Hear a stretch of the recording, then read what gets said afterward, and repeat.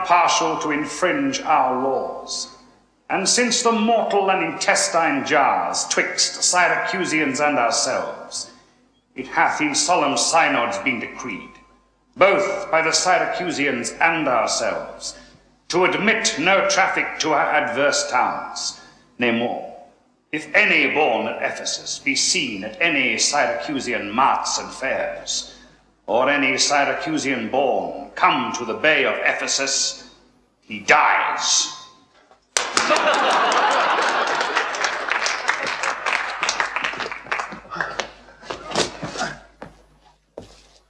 Proceed, Solinus, to procure my fall, and by the doom of death end woes and all. Merchant of Syracusa, plead no more. Your goods are confiscate to my dispose, unless 1,000 marks be levied to quit the penalty and to ransom you. Thy substance, valued at the highest rate, cannot amount unto 100 marks. Therefore, by law, thou art condemned to die. But say in brief the cause why thou left home, and for what cause thou camest to Ephesus. A heavier task could not have been imposed than I to speak my griefs unspeakable.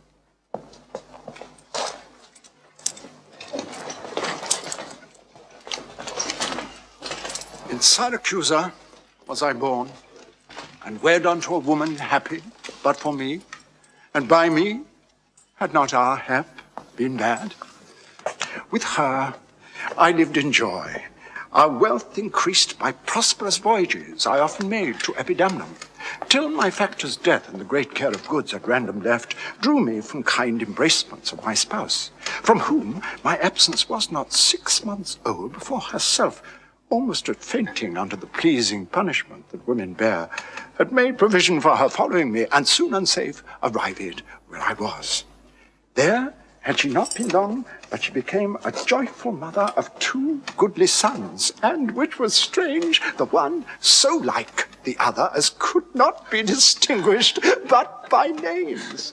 That very hour, and in the selfsame inn, a meaner woman was delivered of such a burden, male twins both alike. Those, for their parents were exceeding poor, I bought and brought up to attend my sons. My wife, not meanly proud as 2 such boys, made daily motions for our home return. Unwilling, I agreed. Alas, too soon we came aboard. A league from Epidamnum had we sailed before the always wind-obeying deep gave any tragic instance of our harm. The sailors sought for safety by our boat and left the ship then sinking right to us. My wife, more careful for the latter born, had fastened him unto a small spare mast, such as seafaring men provide for storms. To him one of the other twins was bound, whilst I had been like heedful of the other. The children thus disposed, my wife and I fastened ourselves at either end of the mast, and floating straight, obedient to the stream, was carried towards Corinth. As we thought, at length the seas waxed calm, and we discovered 2 ships from far, making amain to us, of Corinth that, of Epidaurus this, but here they came. Let me say no more, gather the sequel by what went before. Nay, forward, old man, do not break off so, for we may pity, though not pardon thee. Oh, ere the ships could meet by twice 5 leagues, we were encountered by a mighty rock, which being violently borne upon, our helpful mast was splitted in the midst. So in this unjust divorce of us, Fortune had left to both of us alike what to delight in, what to sorrow for. Her part, poor soul, seeming as burdened with lesser weight, but not with lesser woe, was carried with more speed before the wind, and in our sight those 3 were taken up by fishermen of Corinth, as we thought. At length the other ship had seized on us and would have reft the fishers of their prey, had not their bark been very slow of sail, and therefore homeward did they bend their course. Do me the favour to dilate at full what hath befallen them and thee till now. My youngest boy, and yet my eldest care. At 18 years became inquisitive after his brother, and importuned me that his attendant, so his case was like, reft of his brother, but retained his name, might bear him company in the quest of him whom whilst I laboured of a love to see, I hazarded the loss of whom I loved. 5 summers have I spent in farthest Greece, roaming clean through the bounds of Asia, and coasting homewards came to Ephesus, hopeless to find, yet loath to leave unsought or that, or any place that harbours men. But here must end the story of my life. Now, trust me. Were it not against our laws, my soul should sue as advocate for thee. But though thou art adjudged to the death, yet will I favour thee in what I can.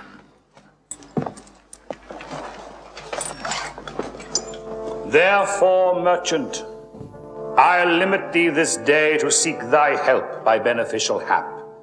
Beg thou or borrow to make up the sum and live. If no, then art thou doomed to die.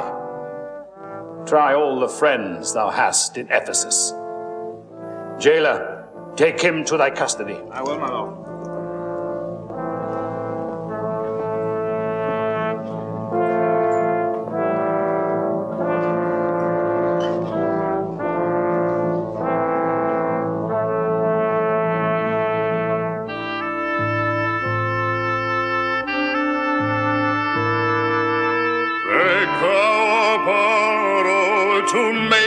The sum thou art welcome to try. Bring not the money by set of sun, by set of sun. Then art thou doomed to die. Art thou doomed to die.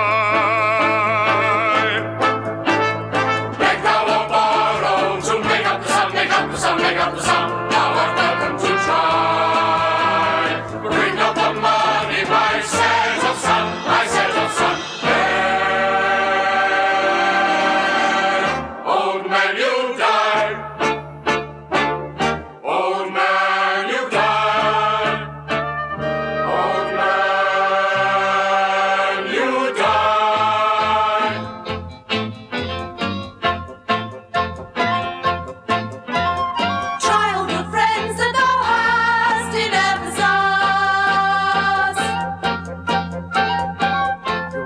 Nobody quite so deaf as ours. My comfort when your words are done, my life ends with the evening sun. Want something? Want something? Filch it or ferret it. Steal something, deal something, pinch it. Inherit it. Scrape a bit, take a collection. Demand it with menaces. Lead an armed insurrection. Play for it, pray for it, make out a note for it, Write for it, fight for it. I'll hold your coat for it. Sing for it, dance for it, turn somersaults. Cling to the chance of it, and you will get results. Hey, coin now or conjure to make up the sum, put in the number and a pound. Now I'm welcome to try. But if you're short when we count the sum, finger and thumb,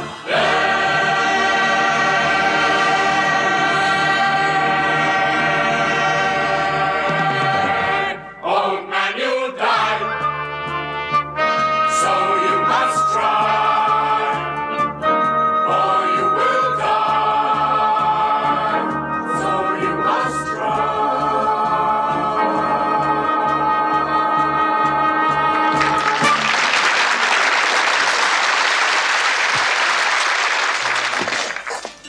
Therefore, give out that you are of Epidamnum, lest that your goods too soon be confiscated. This very day a Syracusan merchant is apprehended for arrival here, and, not being able to buy out his life, dies ere the weary sun sets in the west. Here is your money I had to keep. Go, bear it to the centaur where we host, and stay there, Dromio, till I come to thee. Within this hour it will be dinner time. Till that I'll view the manners of the town, peruse the traders, gaze upon the buildings, and then return and sleep within mine inn, for with long travel I'm stiff and weary. Get thee away. Many a man would take you at your word and go indeed, having so good a mean. A trusty villain, sir, is very oft when I am dull with care and melancholy, lightens my humour with his merry jests. What, will you walk with me about the town and then go to my inn and dine with me? Oh, I am invited, sir, to certain merchants of whom I hope to make much benefit. I crave your pardon. But soon at 5 o'clock, please you, I'll meet you upon the mart. My present business calls me from you now. Well, farewell till then. I will go lose myself and wander up and down to view the city. Sir, I commend you to your own content. He that commends me to mine own content commends me to the thing I cannot get. I, to the world, am like a drop of water that in the ocean seeks another drop, who, falling there to find his fellow forth, unseen, inquisitive, confounds himself. So I, to find a mother and a brother, in quest of them unhappy, lose myself. A chance why I return so soon. Return so soon? Rather approach too late. The capon burns, the pig falls from the spit, the clock is striking 12 upon the bell. My mistress made it 1 upon my cheek. She is so hot because the meat is cold because you come not home because you have no stomach. You have no stomach, having broke your fast. But we that know what is to fast and pray are penitent for your default today. Stop in your wind, sir. Tell me this, I pray. Where have you left the money that I gave you? Oh, 6pence that I had a Wednesday last to pay the saddler for my mistress' crupper. The saddler had it, sir. I kept it not. I'm not in a sportive humour now. Tell me and dally not. Where is the money? We being strangers here, how darest thou trust so great a charge from thine own custody? I pray you jest, sir, as you sit at dinner. Come, Dromio, come. These jests are out of season. Where is the gold I gave in charge to thee? To me, sir? Why you gave no gold to me? Come on, sir knave, have done your foolishness and tell me how thou hast disposed thy charge. Ah, my charge was but to fetch you from the mart home to your house, the Phoenix, sir, to dinner. My mistress and her sister stays for you. Now, as I am a Christian, answer me in what safe place thou hast bestowed my money, or I shall break that merry sconce of yours that stands on tricks when I am undisposed.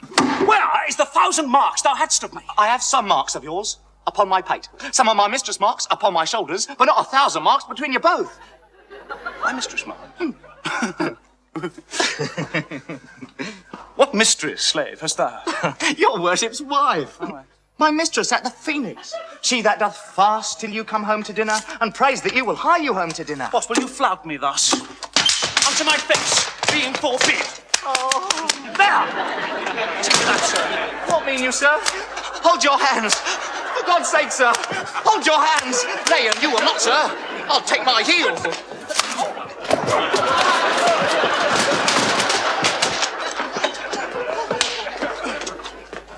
Upon my life, by some device or other, the villain is all wrought of all my money. They say this town is full of cozenage.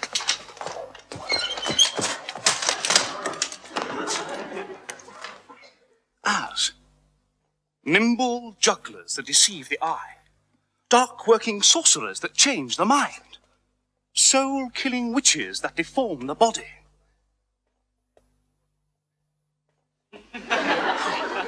Disguised cheaters, prating mountebanks, and many such like liberties of sin. If this prove so, I will be gone the sooner. I'll to the centaur to go seek this slave. I greatly fear my money is not safe.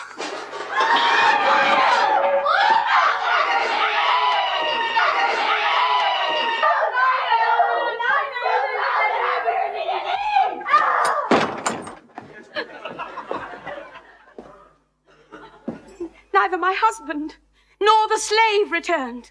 Then in such haste I sent to seek his master.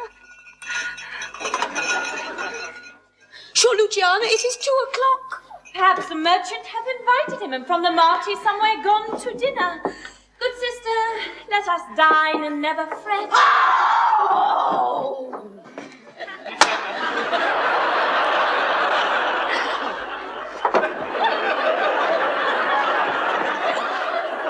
A man is master of his liberty. Time is their master, and when they see time, they'll go or come. If so, be patient, sister. Why should their liberty than ours be more? The beasts, the fishes, and the winged fowls are their male subjects under their controls. Man more divine, the master of all these, lord of the wide world and wild watery seas, endued with intellectual sense and souls, of more preeminence than fish and fowls, are masters to their females and their lords. Then let your will attend on their accords. But were you wedded, you would bear some sway. Ere I learn love, I'll practice to obey. A man is master of his liberty. Why should their liberty than ours be more? Because while we keep safe and sound within, his labour keeps him always out of door. Tell me more. A man is master of his liberty. But when I venture out, he takes it ill. Because he must protect your reputation and be the bit and bridle to your will. A man is free. A man is free. A man is master of his liberty. A man is free. A man is free. A man is master of his liberty.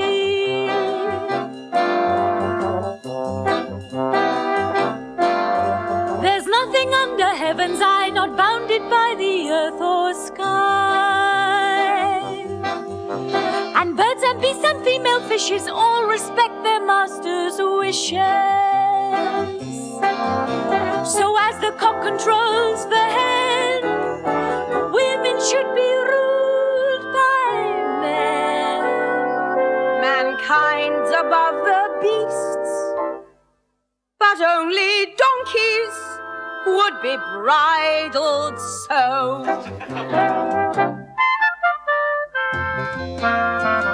A man is master of his liberty. Which must be why you have remained unwed. You fear to wrestle in this servitude. Know only that the wrestling won't stop in bed. Well, stop in bed. A man is master of his liberty. How if your husband starts some other way? Because my duty must be to obey him. I'd learn to study patience and forbear.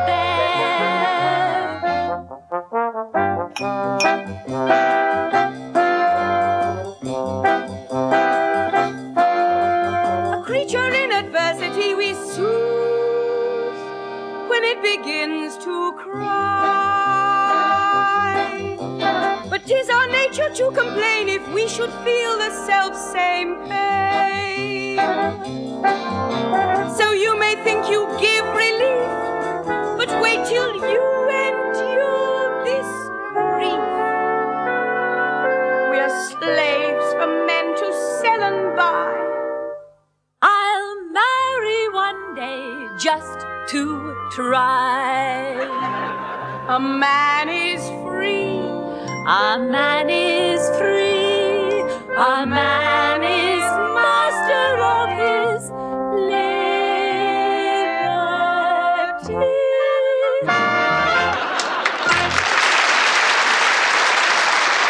Oh, here comes your man. Now is your husband nigh.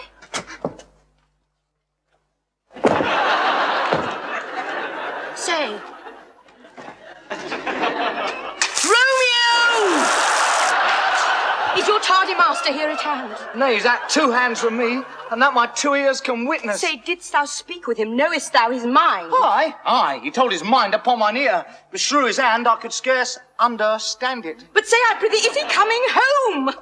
It seems he hath great care to please his wife. Why, mistress, sure my master is horn mad. Horn mad, thou villain! Oh, I mean not cuckold mad, but sure he is stark mad. When I desired him to come home to dinner, he asked me for 1,000 marks in gold.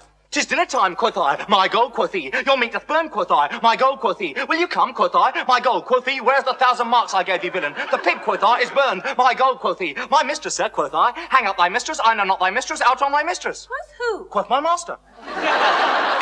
I know, quoth he. No house, no wife, no mistress. My gold, my gold, my gold. And in conclusion, he did beat me there. Go back again, thou slave, and fetch him home. Go back again and be you beaten home. For God's sake, send some other messenger. Back, slave, or I will break thy pate across. And he will bless that cross with other beating. Between you I shall have a holy head. Hence, prating peasant, fetch thy master home. Am I so round with you as you with me that like a football you do spurn me thus? You spurn me hence, and he will spurn me hither. If I last in this service, you must case me in leather.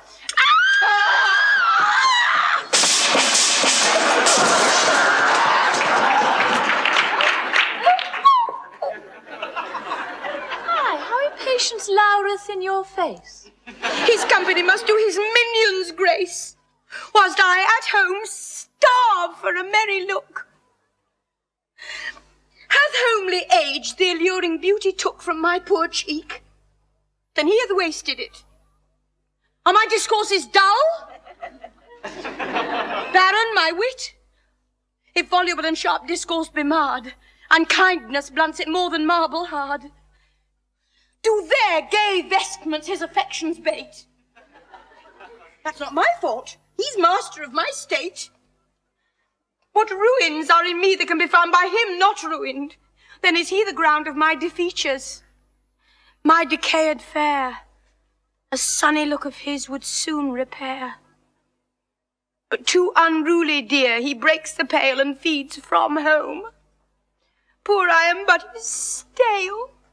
Self-harming jealousy, fie, beat it hence. Unfeeling fools can with such wrongs dispense. I know his eye doth homage otherwhere, or else what lets it but he would be here. Sister, you know he promised me a chain. Would that alone of love he would detain, so he would keep fair quarter with his bed. Since that my beauty cannot please his eye, I'll weep away what's left, and weeping, die.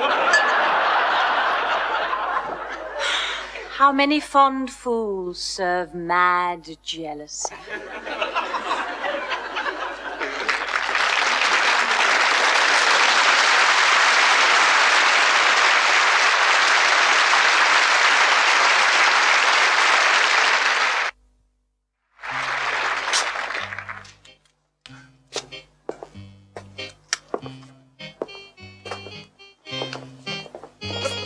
Antipholus.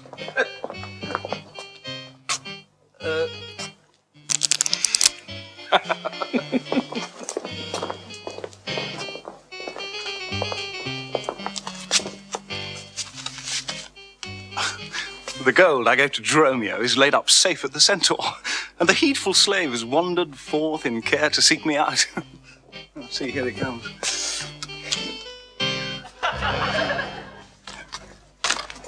Ah, sir. Your merry humour also. As you love stroke, so jest with me again. You know no centaur, you received no gold. Your mistress sent to have me home to dinner. My house was at the Phoenix. Wast thou mad that thus so madly thou didst answer me? What answer, sir? When spake I such a word? Even now, even here, not half an hour since. I did not see you since you sent me hence. Home to the centaur with the gold you gave me. Vela, and thou did deny the gold's receipt and told me of a mistress and a dinner, for which I hope thou feltst I was displeased. Oh, I'm glad to see you in this merry vein. What means this jest, master, I pray you, tell me? It's a jeer and flout me in the teeth. Thinks how I jest? Oh. Take thou that. And that. Of course. Now your chest is learned. Give it me. Because I familiarly sometimes do use you for my fool and chat with you, your sauciness will jest upon my love and make a common of my serious hours. When the sun shines, let foolish gnats make sport, but creep in crannies when he hides his beams. If you will jest with me, know my aspect, and fashion your demeanour to my looks. Hi, Antipholus. I pray you, sir, why am I beaten? Dost thou not know? Nothing, sir, but that I am beaten. Shall I tell you why? Aye, sir, and wherefore? For they say every why hath a wherefore. Why first for flouting me, and wherefore for urging it a second time to me? Was there ever any man thus beaten out of season, when in a why and a wherefore is neither rhyme nor reason? Well, sir, I thank you. Thank me, sir, for what? Marry, sir, for this something you gave me for nothing. Well, I'll make you amends next time to give you nothing for something. Say, sir, is it dinner time? No, sir. I think the meat wants that I have. In good time, sir. What's that? Basting. Well, then, sir, 'twill be dry. If it be, sir, I pray you eat none of it. Your reason? Lest it make you choleric and purchase me another dry basting. Well, sir, learn to jest in good time.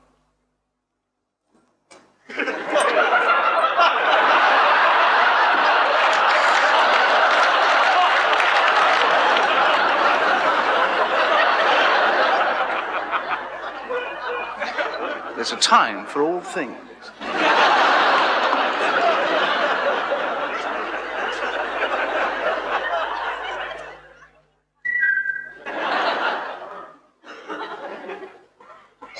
I durst have denied that before you were so choleric.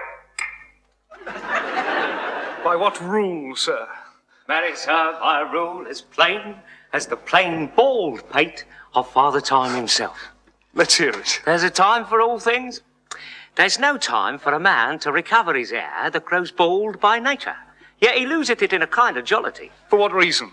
For two, and sound ones too. Nay, not sound, I pray you. Sure ones, then? Not sure, and I think falsy. Certain ones, then. Name them. The one, to save the money that he spends at the barber's. The other, that at dinner they should not drop in his porridge.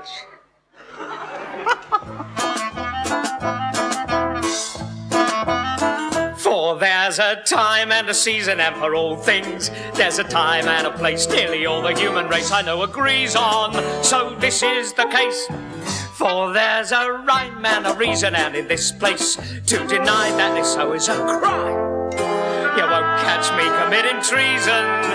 Everything has a time to begin with. There's a time for growing, world for showing what is in store, line for towing, score for knowing, luck of the draw, furrow for hoeing, wall don't sowing, key to the door, last fling for throwing, cup overflowing, yours evermore.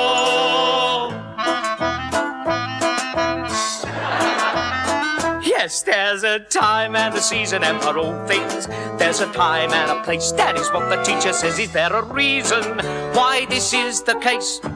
For there's a rhyme and a reason, and in most things I believe what they taught me at school. But the exception that I seize on completely disproves your rule. This is the thus and the therefore that's in all things. There's no time for time that's gone to be recalled. What have you got this hair for? This is why, this is wherefore. 'Cause the reason you've got hair for is some time can make you bald.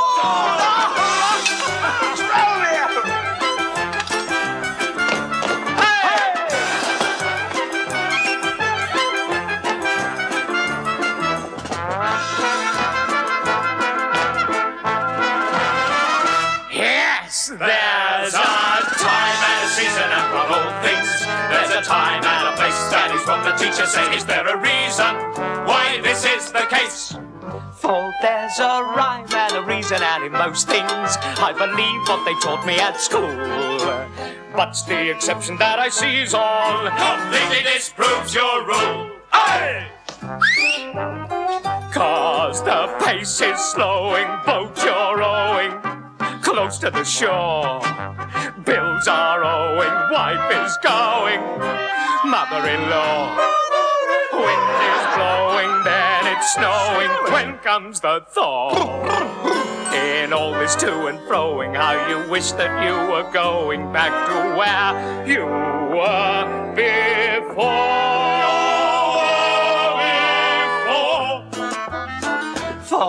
there's a why and a wherefore, and in all things it's important to learn, and it's very hard to learn. The time will care for will never return.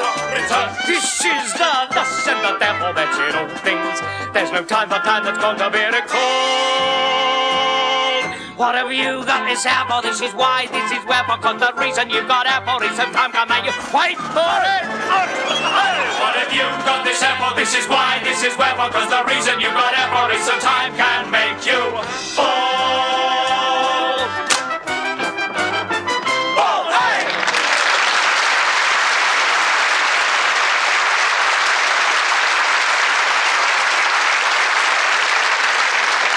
But your reason was not substantial why there is no time to recover. Thus I meant it. Time himself is bald, and therefore to the world's end we'll have bald followers. I knew it would be a bald conclusion.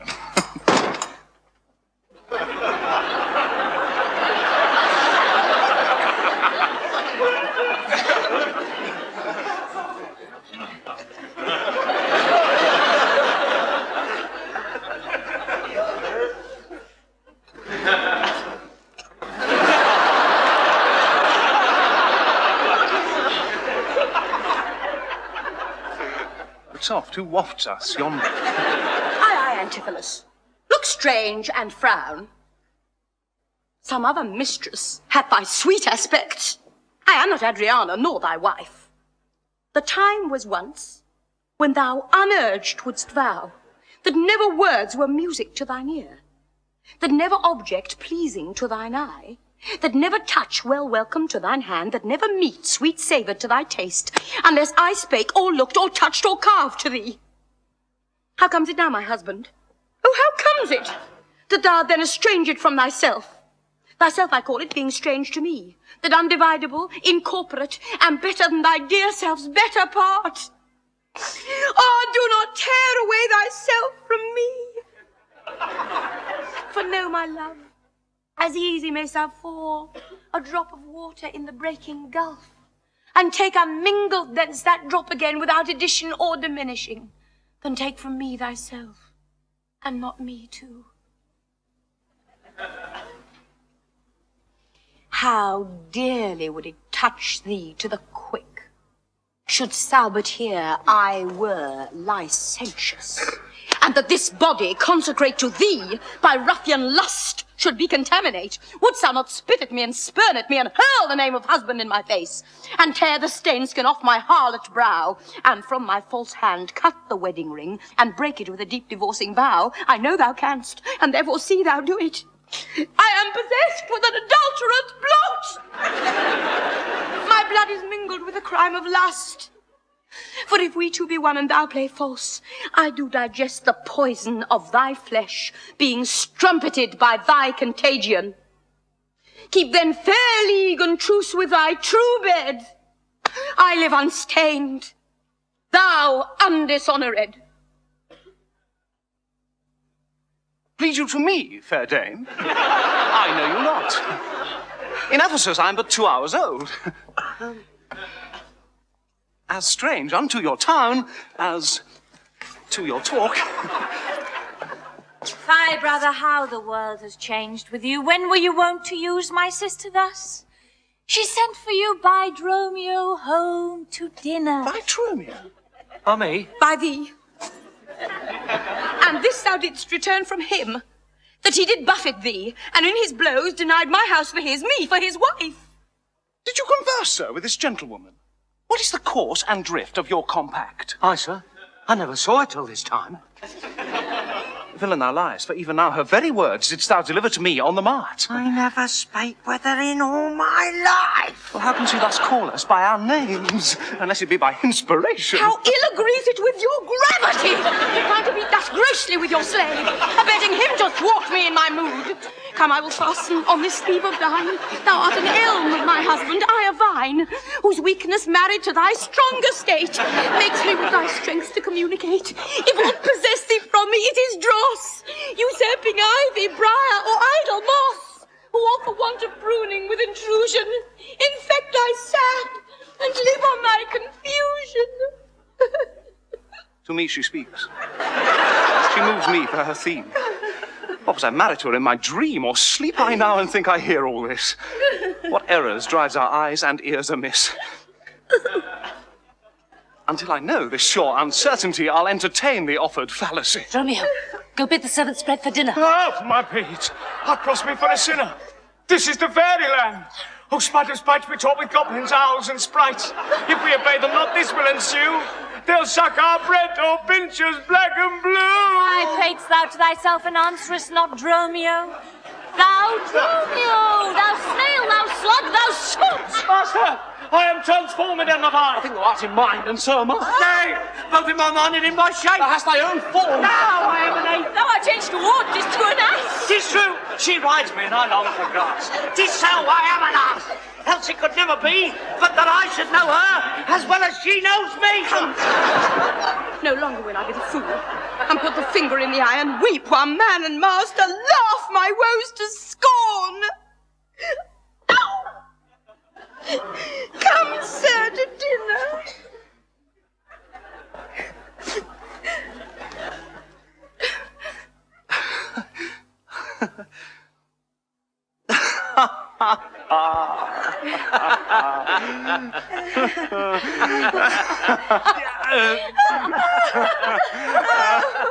Romeo, keep the gate.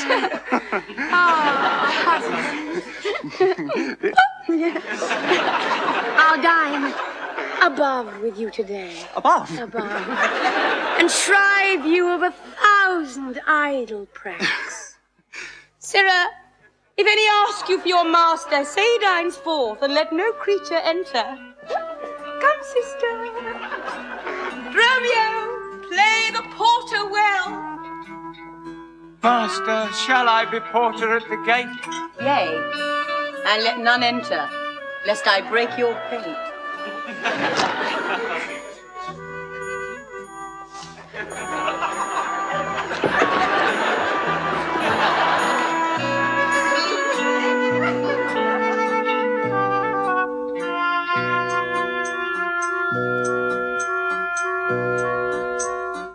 Am I on earth in heaven or hell?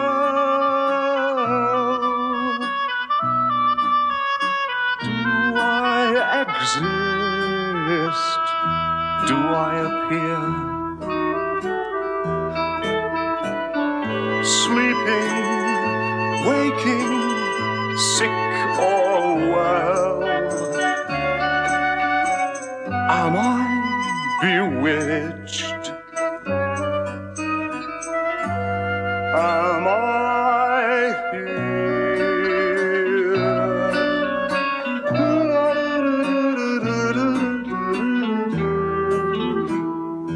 Do I know them since they know me? Do I believe them? All my eyes. Do they see what they think they see?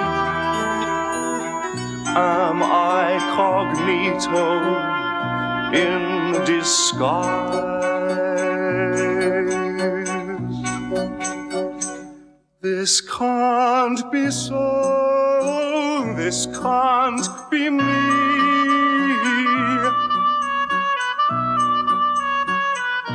If this is me, night isn't night, day isn't day. This can't be where I'm supposed to be. Come, Antipholus. We dine too late. But since she says I'm here,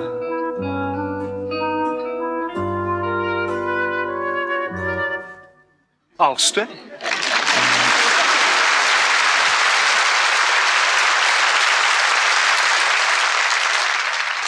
But here's a villain that would face me down. He met me on the mart, and then I beat him and charged him with 1,000 marks in gold, and then I did deny my wife and house.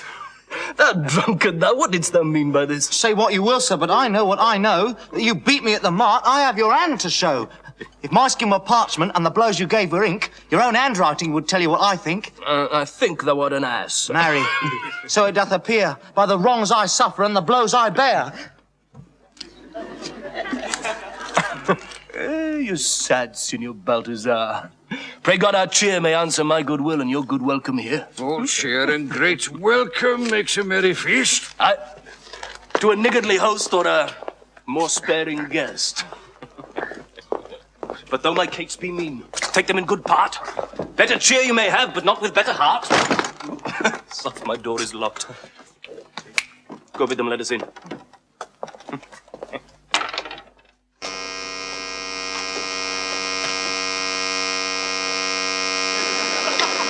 Maud, Bridget, Marion, Cicely, Gillian, Gin. Maume, Maltons, Capon, Coxcomb, Idiot, Patch. Either get thee from the door or sit down at the hatch. Dost thou conjure for wenches that thou calls for such store when one is one too many? Go get thee from the door. What, Patch has made our porter? My master stays in the street. Let him walk from whence he came, lest he catch cold on's feet. Talks in there. Hey, open the door. Roger. I'll tell you when and you tell me wherefore. Wherefore? For my dinner. I have not dined today. Nor here today, you must not come again when you may. What art thou that keepest me out from the house I owe? The porter for this time, sir, and my name is Dromio. Oh, villain! Thou hast stolen both mine office and my name. The one there got me credit, the other mickle blame. What coil is there, Dromio? Who are those at the gate? Let my master in loose. Faith, no. He comes too late. So tell your master. Lord, I must laugh. Have it you with a proverb. Shall I set in my staff? Have it you with another. Last word. Can you tell? If thy name be called Loose, thou was answered him well. Do you hear, you minion? You let me in, I trow. I thought to have asked you. And you said no. Well struck! There was blow for blow! The baggage let me in. Can you tell for whose sake? Master, knock the door hard. They knocked till an Aegeon. You'll cry for this, you minion, if I beat the door down. What needs all that? The pair of stumps at the town. Who is that at the door that keeps all this noise? By my troth, your town is troubled with unruly boys. There, wife, you might have come before. Your wife's a knave? Ooh, go get you from the door.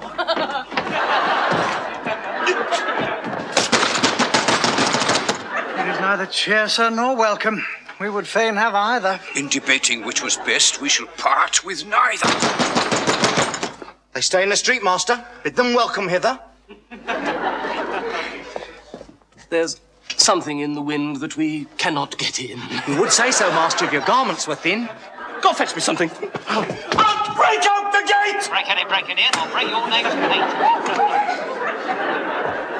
A man may break a word with you, sir, and words are but wind. Aye, and break it in your face, so he break it not behind. Seems I want this breaking. Out upon the hind.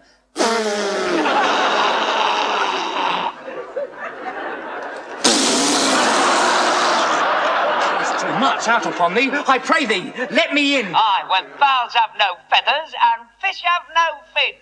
Well, I'll break in. Well, go borrow me a crow. A crow without feather? Master, mean you so? Or a fish without a fin, there's a fowl without a feather. If a crow help us in, sirrah, we'll pluck a crow together. Go get thee gone, fetch me an iron crow.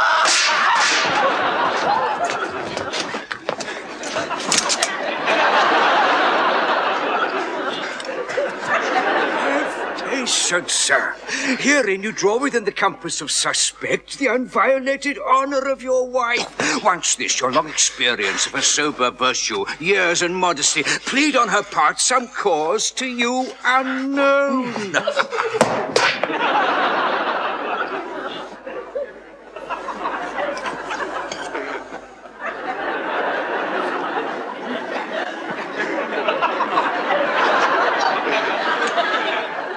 And doubt not, but she will well excuse why at this time the doors are made against you. Be ruled by me, depart in patience, and let us to the tiger altar dinner. If by strong hand you offer to break in, now in the stirring passage of the day, a vulgar comment will be made of it. Thou hast prevailed. I will depart in quiet. and in despite of mirth, mean to be merry. I know a wench of excellent discourse, pretty and witty, wild and yet too gentle. There will I dine. This woman that I mean, my wife. But I protest without desert, hath oftentimes upbraided me withal. To her will I to dinner. Hey, get you home and fetch the chain. The chain? The chain, by this I note is made. Bring it, I pray you, to the Porpentine, for there's the house.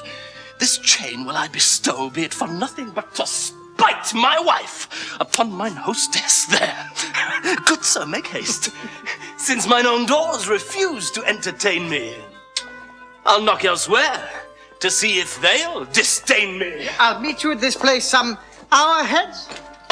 Do so.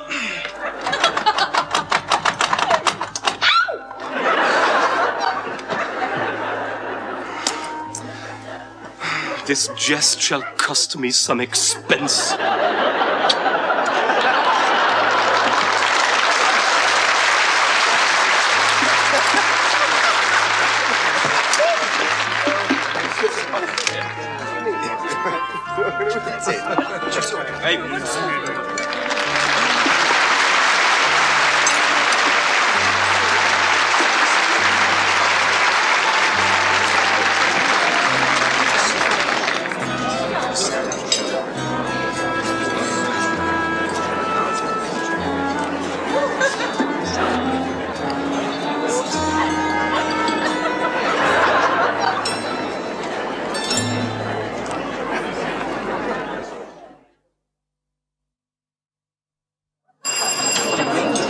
Ladies and gentlemen, please take your seats.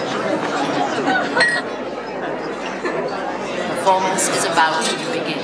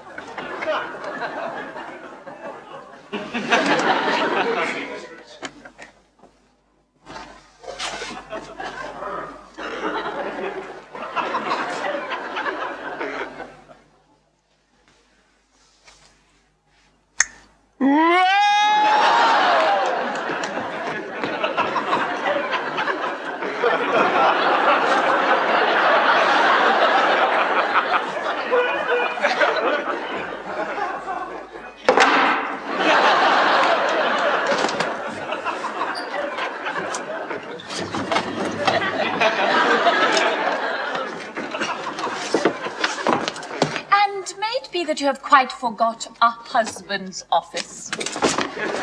Shall Antipholus, even in the spring of love, thy love springs rot?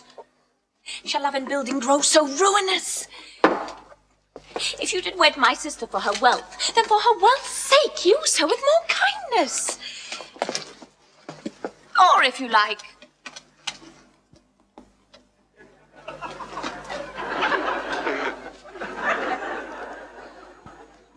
elsewhere. Do it by stealth. Muffle your false love with some show of blindness. Let not my sister read it in your eye. Be not thy tongue thy own shame's orator. Look sweet, speak fair, become disloyalty. Apparel vice-like, virtue's harbinger, bear a fair presence, though your heart be tainted. Teach sin the carriage of a holy saint. Be secret false. What need she be acquainted? What simple thief brags of his own attaint? 'Tis double wrong to truant with your bed and let her read it in thy looks at board. Shame hath a bastard fame, well managed. Ill deeds is doubled with an evil word. Alas, poor women, make us but believe, being compact of credit, that you love us. Though others have the arm, show us the sleeve. We in your motion turn, and you may move us. Then, gentle brother, get you in again. Comfort my sister, cheer her, call her wife. 'Tis holy sport to be a little vain, when the sweet breath of flattery conquers strife. Sweet mistress, what your name is else I know not, nor by what wonder you do hit on mine. Less in your knowledge and your grace you show not than our earth's wonder, more than earth. Divine.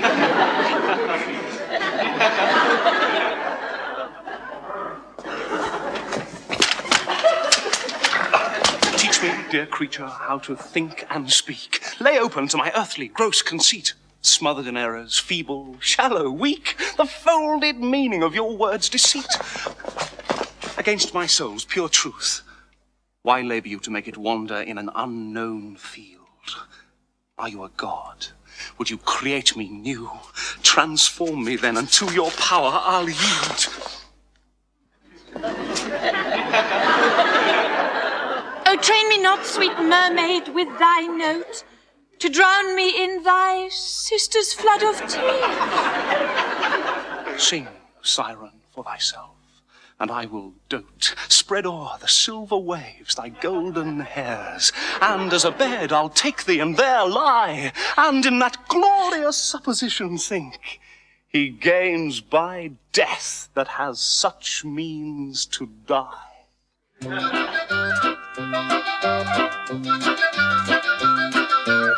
Why call you me, love? Call my sister so. Thy sister's sister. That's my sister! No, for if that I am I, then well I know your weeping sister is no wife of mine, and never, never to her bed I'll go. Far more to you do I decline. What are you mad that you do reason so? I'm mad with love, take pity on me. No!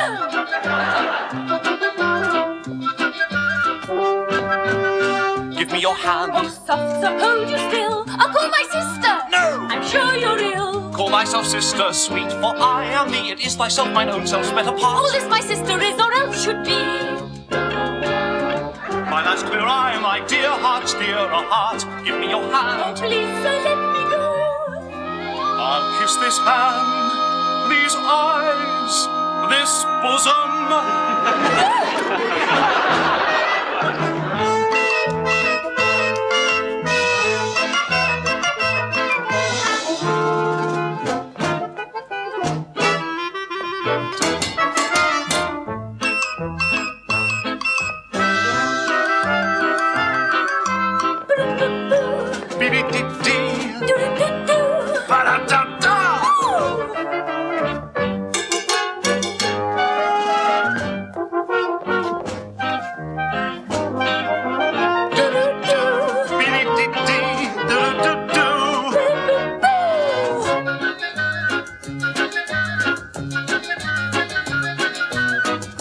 no husband yet, nor I no wife. My sister! Then with thee I'll lead my life. Oh, but my sister, sir, oh, want of her, oh, heartless creature, causing her distress. Distress I thee to say I thee prefer. Then damn your sister. Damn my sister! Yes! Oh, heartless creature, causing such distress. A blessing once obtained, to church we'll go. A blessing, oh, I'll fetch my sister. No! No!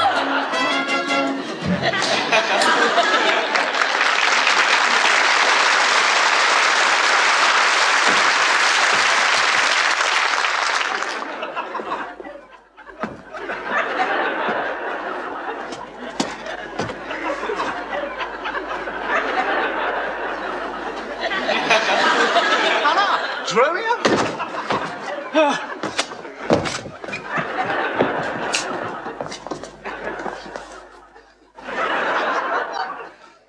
Do you know me, sir? Am I Romeo? Am I your man? Am I myself? Thou art Romeo, thou art my man, thou art thyself. I am an ass. I'm a woman's man, and besides myself. What woman's man, and how besides thyself? Marry, sir, besides myself, I'm due to a woman. One that claims me, one that haunts me, one that will have me. What claim lays she to thee? Marry, sir, such a claim as you would lay to your horse. And she would have me as a beast. Not that I, being a beast, she would have me, but that she, being a very beastly creature, lays claim to me. What is she? Oh, a very reverent body. I have but lean luck in a match. And yet is she a wondrous fat marriage. How does that mean, a fat marriage? Mary says she's the kitchen wench in all Greece. And I know not what use to put her to, but to make a lamp of her and run from her by her own light. I warrant her rags and the tallow in them will burn a Poland winter. If she live till doomsday, she'll burn a week longer than the whole world. What complexion is she of? Swart, like my shirt. And her face, nothing like so clean kept. For why? She sweats. A man may go over shoes in the grime of it. Well, that's a fault that water will mend. No, sir, 'tis in grain. Noah's flood could not move it. What's her name? Nell, sir. But her name and 3/4, that's an L and 3/4, will not measure her from hip to hip. And she bears some breadth. Oh, no more from head to foot than from hip to hip. She's spherical, like a globe. I could find out countries in her. In what part of her body stands Ireland? Marry, sir, in her buttocks. I found it out by the bogs. Where Scotland? I found it by the baronesses, hard in the palm of her hand. Where France? In her forehead, old Ireland reverted, making war against her heir. Where England? I looked for the chalky cliffs, but I could find no whiteness in them. I guess it stood in her chin by the salt room that ran between France and it. Where Spain? Oh, faith, I saw it not, but I felt it, hot in her breath. Where America, the Indies? Oh, sir, upon her nose, all o'er embellished with rubies, carbuncles, sapphires, declining their rich aspect at the hot breath of Spain, who sent whole armados of carracks to be ballast up her nose. Where stood Belgium, the Netherlands? Oh, sir, I did not look so low. To conclude, this trudge ought to find a late claim. Call me Romeo, swore I was assured to her. Tell me what privy marks I had about me, such as the mark on my shoulder, the mole in my neck, the great wart on my left arm, that I, amazed, ran from her as a witch. And I think if my heart had not been made of faith, and my breast of steel, she had transformed me into a curtal dog, and made me turn i' the wheel. Go, hie thee presently, post to the road, and if the wind blow any way from shore, I will not harbour in this town tonight. If any bark put forth, come to the march, where I will walk till thou return to me. If everyone knows us, and we know none, 'tis time, I think, to trudge, pack, and be gone. As from a bear, a man would run for life. So fly I from her, that would be My wife! There's none but witches to inhabit here, and therefore 'tis high time that I were hence. Master Antipholus. Aye, that's my name. Yeah, I know it well, sir. Lo, here's the chain. I thought to obtain you at the Upon-Tyne. The chain unfinished made me stay thus long. What is your will that I should do with this? Well, please yourself, sir. I've made it for you. Made it for me, sir, but I bespoke it not. Not once, not twice, but 20 times you have. Here, go home with it, and please your wife withal. And soon, at supper time, I'll visit you, and then receive my money for the chain. No, I pray you, sir, receive the money now, for fear you ne'er see chain nor money more. You're a merry man, sir.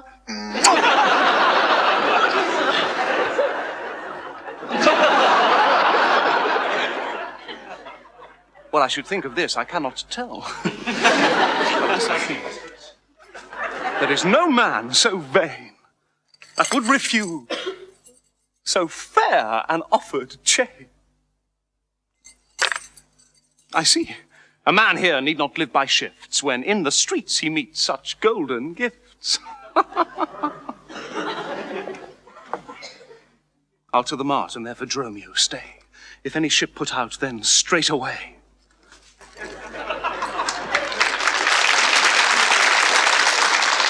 You know, since Pentecost, the sum is due. And since I have not much import, you do not know I had not, but that I am bound to Persia and want guilders for my voyage.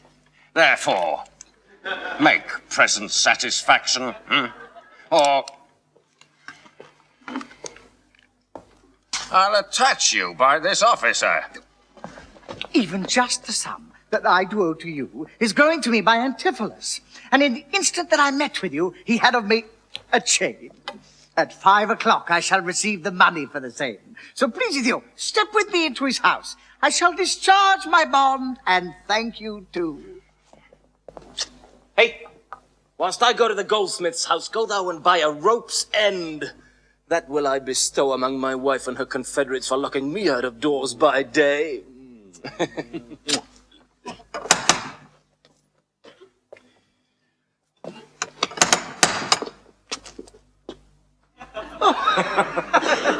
A man is well holp up the trusts to you.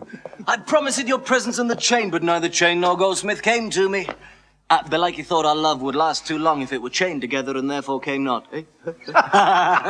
Saving your merry humour, here is the note how much your chain weighs to the utmost carat, the fineness of the gold, and chargeful fashion.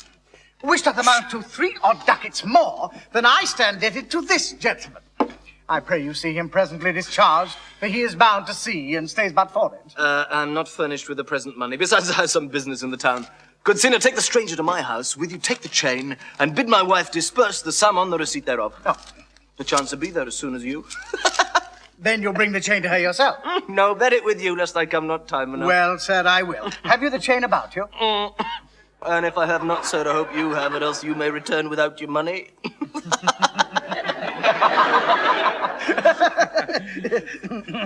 Nay, come, I pray you, sir, give me the chain. Both wind and tide stays for this gentleman, and I to blame have held him here too long. Good Lord! You use this dalliance to excuse your breach of promise to the Upon-Tyne.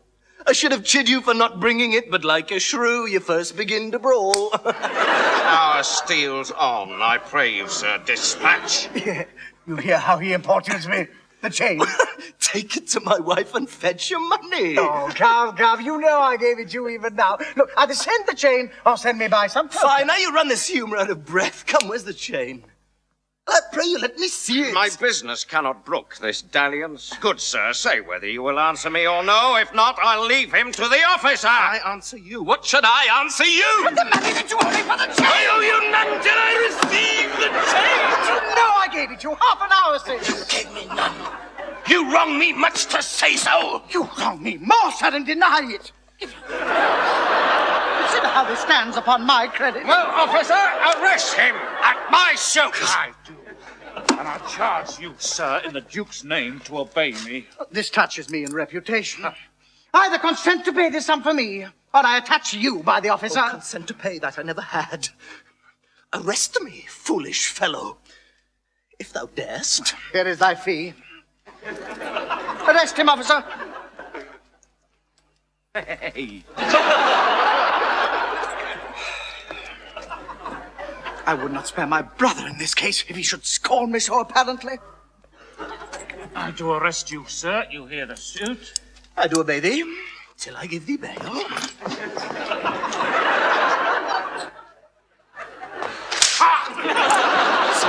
You shall buy this sport as dear as all the metal in your shop will answer. Oh, sir, I shall have law in Ephesus. It's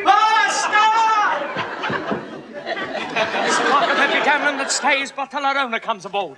And then, sir, she bears away. I've brought it, sir, I've conveyed aboard, and I bought the oil, the balsamum, and aquavita.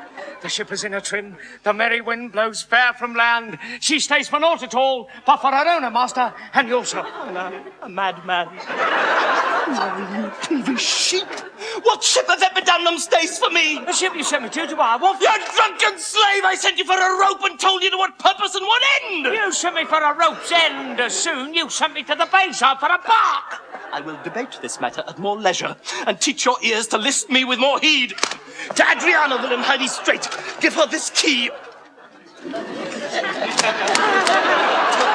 the desk that's covered all with Turkish tapestry, there's a purse of ducats. I'll let her send it. Tell her I'm arrested in the street and that she'll bail me. Hide thee straight, begone. On, officer. Come. To Adriana. That is where we dined. Where Dowsabel did claim me for her husband. She is too big, I hope, for me to compass. Thither I must, although against my will, for servants must their master's minds fulfill.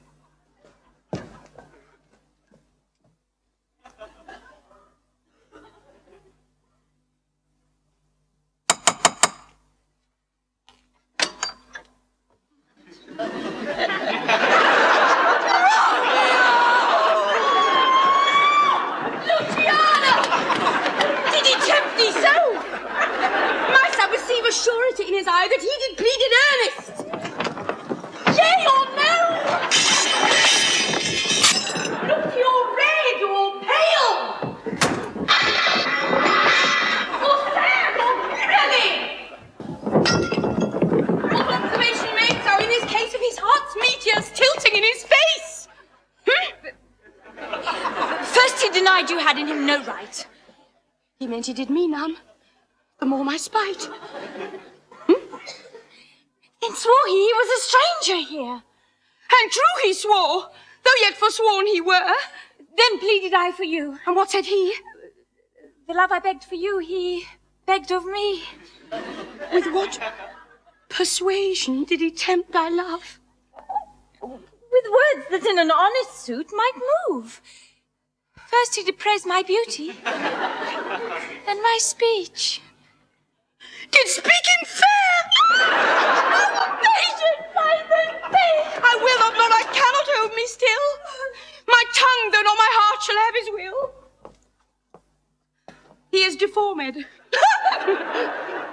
crooked, old and sere, ill-faced, worse-bodied, shapeless, everywhere.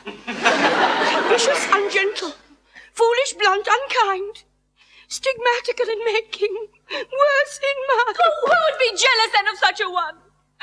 No evil lost is wailed when it is gone.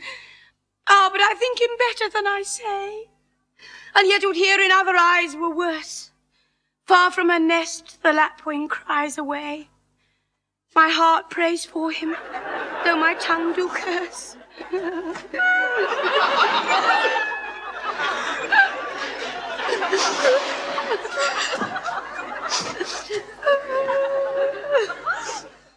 Here. Go. The desk, the purse, sweet. Now, make haste. How hast thou lost thy breath? By running fast. Where is our master, Dromio? Is he well? No, he's in total limbo, worse than hell. Why, man, what is the matter? I do not know the matter. He was rested on the case. What was he arrested? Tell me a true suit. I know not a new suit he is arrested well, but he's in a suit above which rested him, that can I tell. Will you send him, mistress? Redemption. The money in his desk. Go fetch it, sister. This I wonder at, that he unknown to me should be in debt. Tell me, was he arrested on a band? Not on a band, but on a stronger thing. A chain. A chain. Do you not hear it ring? What, the chain? No, the bell. It's time that I were gone. Go, Dromio, there's the money. Bear it straight and bring thy master home immediately. Come, sister.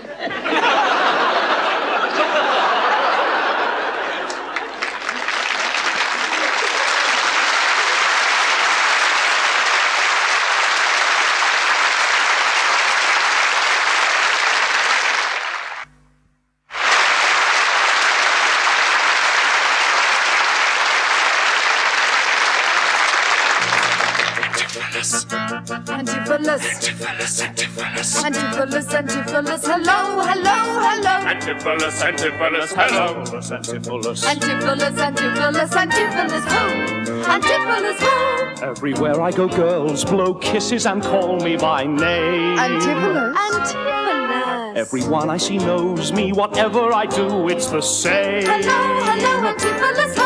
Everybody I meet, in the inn, in the street, every person of rank, every clerk in the bank, every waiter for miles, every one of them smiles.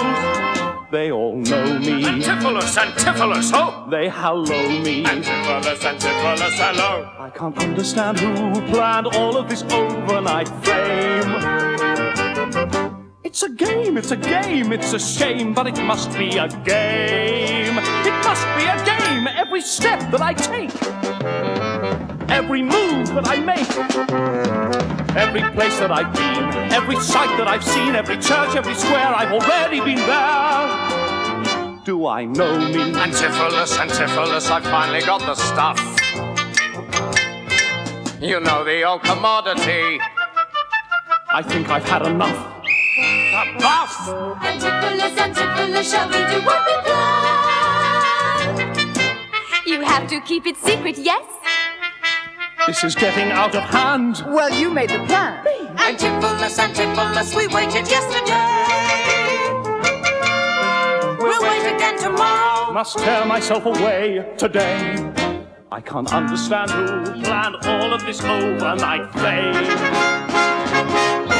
It's a game, it's a game, it's a shame, but it must be a game. Antipholus, the game is on, all right. 1,000 marks a point, all right? I've got to go tonight. All right. Antipholus, Antipholus, I'd like to pick a bone. I swear I'll pick on you, sir, if you don't leave me alone. Good day, Antipholus.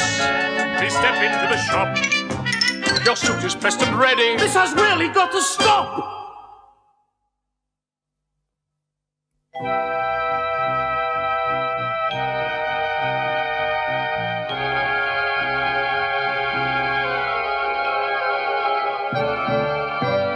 Everyone here, it seems, dreams dreams, and I'm part of those dreams.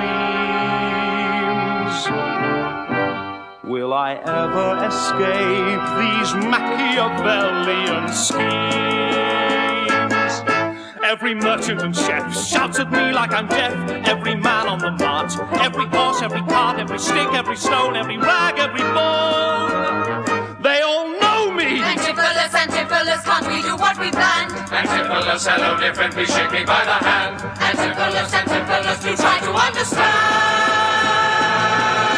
Antipholus, Antipholus, Antipholus, Antipholus, Antipholus.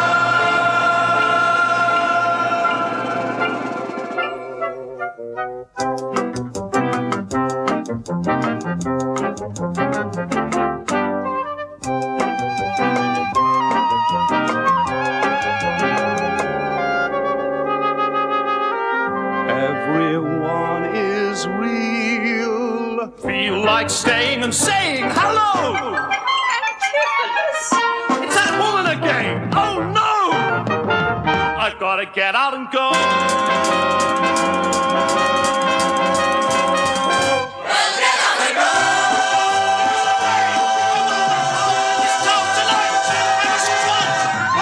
And be gone!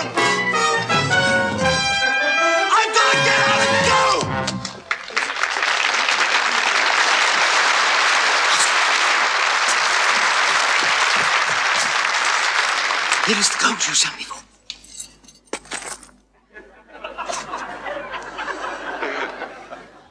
Why have you got the picture of old Adam new apparel? What gold is this? What old Adam dost thou mean? Not the Adam that kept the paradise, but the Adam that keeps the prison. He that came behind you, sir, like an evil angel and bid you forsake your liberty. I understand thee not.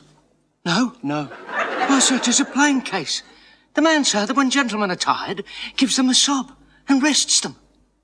What means thou an officer? Aye, sir, the sergeant of the band. One who thinks a man's always going to bed and says, God give you good rest. Is there any ship puts forth tonight? May we be gone? Why, sir, I brought you word an hour since that the bark expedition puts forth tonight. And then were you hindered by the sergeant to tarry for the hoy delay. Here are the angels you sent for to deliver you. The fellow is distract. And so am I. And here we wander in illusions. Some blessed power deliver us from hence. Well met. Well met, Master Antipholus. I see, sir, you have found the goldsmith now. Is that the chain you promised me today? Satan, avoid, I charge thee, tempt me not. Master, is this Mistress Satan? It is the devil. Nay, she is the devil's dam. And here she comes in the habit of a light wench. It is written they appear to men like angels of light. Light is an effect of fire, and fire will burn. Ergo, light wenches will burn.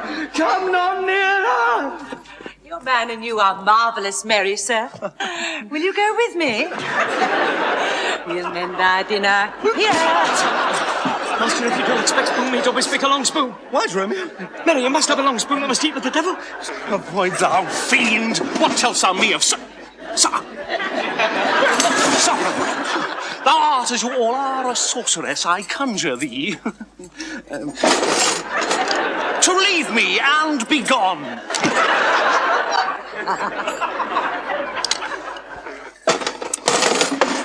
Give me the ring of mine you had at dinner.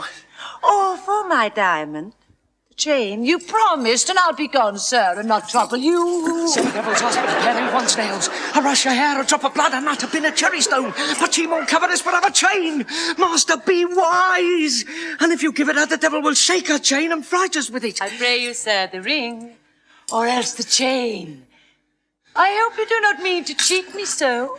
Avaunt thou, witch!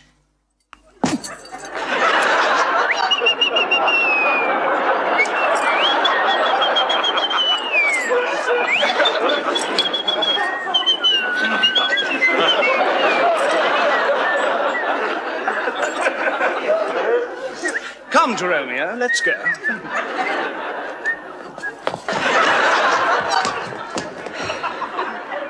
Now, out of doubt, Antipholus is mad. Else would he never so demean himself. A ring he has of mine worth 40 ducats. And for the same he promised me a chain. Both one and other he denies me now. The reason that I gather he is mad, besides this present instance of his rage, is a mad tale he told today at dinner of his own doors being shut against his entrance. Belike his wife, acquainted with his fits on purpose, shut the doors against his way.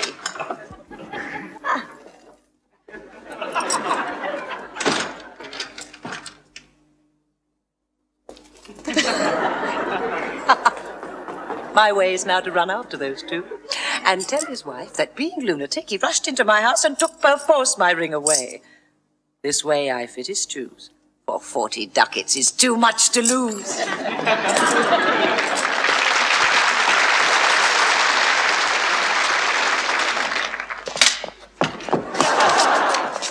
Fear me not, man, I will not break away.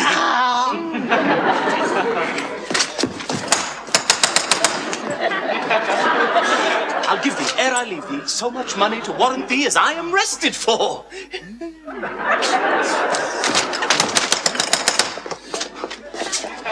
My wife is in a wayward mood today and will not lightly trust the messenger. That I should be attached in Ephesus. I tell you 'twill sound harshly in her ears. I here comes my man. I think he brings the money. How now, sir? Have you that I sent you for? Here's that I warrant you will pay them all.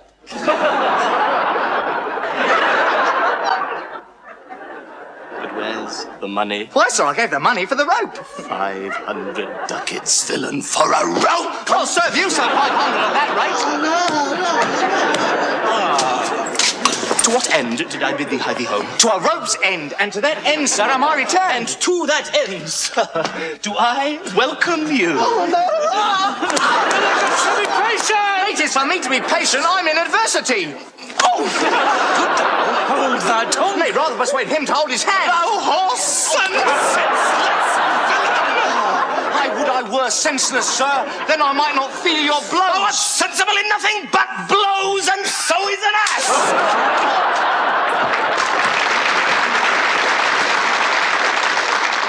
I am an ass indeed.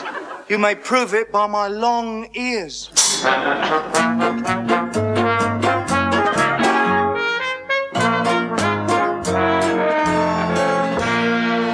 the hour of my nativity, throughout my whole lifespan, my master's principal activity has been to beat his man.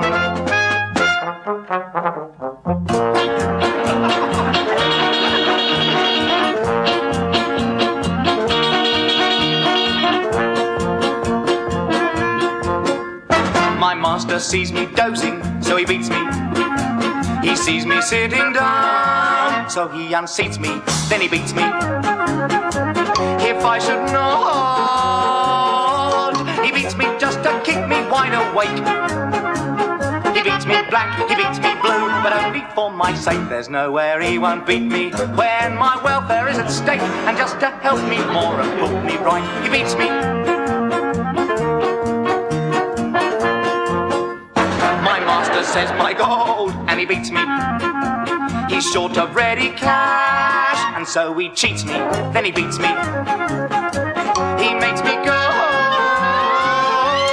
to all his friends to ask them for a loan. So I say please and try to squeeze the blood out of a stone. I go back empty-handed, that's when the dice get thrown. He holds me tight for luck, then loses, then he beats me. My master sees me laughing, so he beats me. He thinks I'm feeling sad, and so he treats me, then he beats me. And yet I know, where'er I go, however far I roam, I know that he will give to me a great big welcome home. He'll run headlong towards me, shouting, dear old Romeo, my Romeo is back, and then he'll beat me.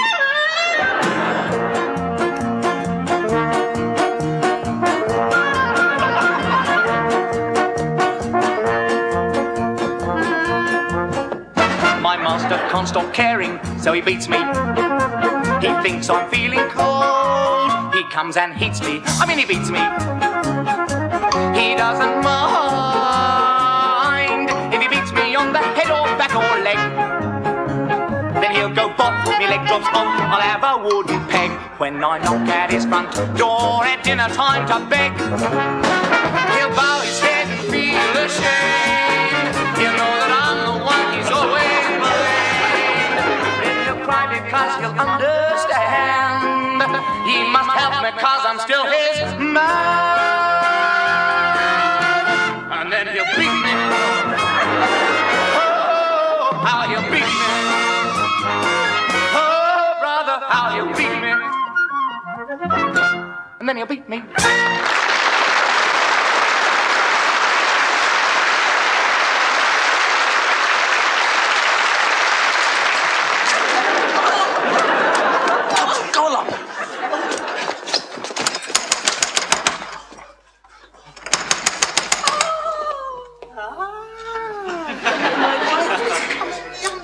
Mistress, respice finem, respect your end. Or rather to prophesy, like the parrot, beware the rope's end. What say you now? Is not your husband mad? His incivility confirms no less. Good Dr. Finch, you are a conjurer. Establish him in his true sense again, and I will please you what you will demand. Alas, how fiery and how sharp he looks. Look how he trembles in his ecstasy.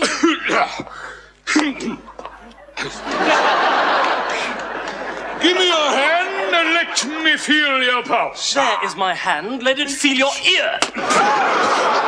I conjure thee by all the saints in heaven. Doting wizard, I am not mad. Oh, that thou wert not poor distressed soul.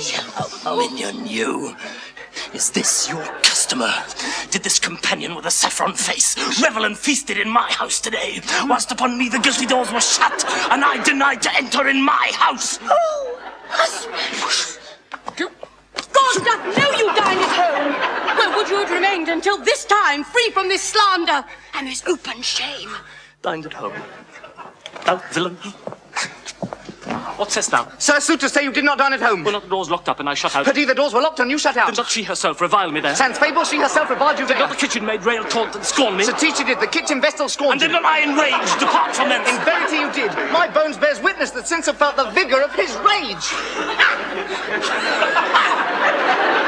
It's good to soothe him in these contraries. It is no shame. The fellow finds his vein, and yielding to him, humours well. Has suborned the goldsmith to arrest me? Alas, I sent him money to redeem you by Dromio, who came in haste for it. Money by me? Pardon, good will you my, but surely, master, not a rag of money. Did I not send you home for a purse of ducats? He came in haste and I delivered it. And I witness with her that she did. God and the rope maker bear me witness that I was sent for nothing but a rope. Mistress, both man and master is possessed. I know it by their pale and deadly looks. They must be bound and laid in some dark room. Wherefore didst thou lock me forth today? And why dost thou deny the bag of gold? I did not, gentle husband, lock thee forth. And gentle master, I received no gold, but I confess, sir, we were locked out. Dissembling villain, thou speakest false in both. Dissembling harlot, thou art false in all. And confederate with a damned pack to make a loathsome abject scorn of me. But with these nails, I'll pluck out those false eyes that would behold in me this shameful spawn.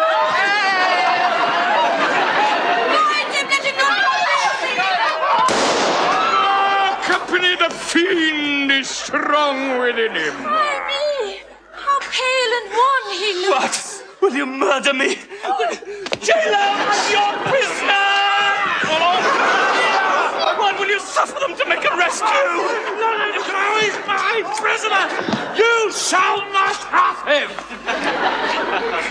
What wilt thou do, thou peevish officer? Hast thou delight to see a wretched man do outrage and displeasure to himself? He's my prisoner. If I let him go, the debt he owes becomes required of me. I will discharge thee ere I go from thee. Bear me forthwith unto his creditor, and knowing how the debt grows, I will pay it. Oh, you... You most unhappy strumpet! Go bind his man, for he is frantic too.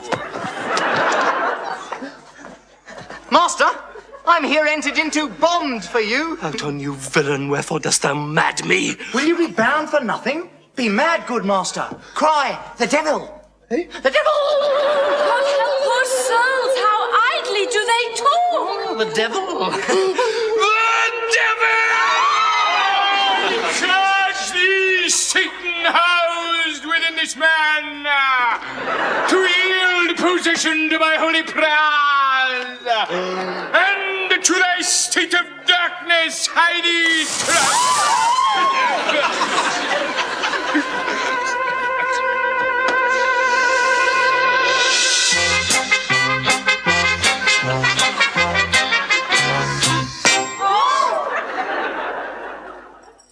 Satan, come forth. Return to darkness. Satan, come forth. Depart this place. Satan, come forth and yield possession. Leave his body in a state of grace. Satan, come forth and leave his body in a state of grace. Hallelujah. loosen this tongue, pluck not this eyebrow, whiten these teeth, uncross these eyes, sweeten this breath, flare not these nostrils. For shame depart, for shame depart, for shame depart, for shame depart. You'll exorcise.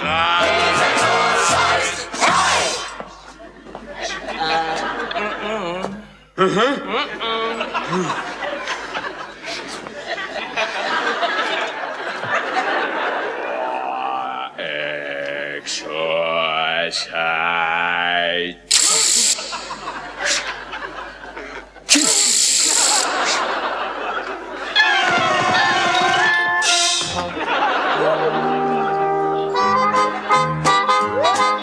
Straighten this back, swell not this belly, bind not these arms,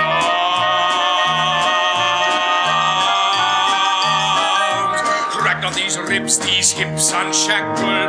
Oh, I conjure thee by all my charms. Yes, with all his charms. Yes, with all his charms. Break not these shanks, swell not these ankles, unlock this knee.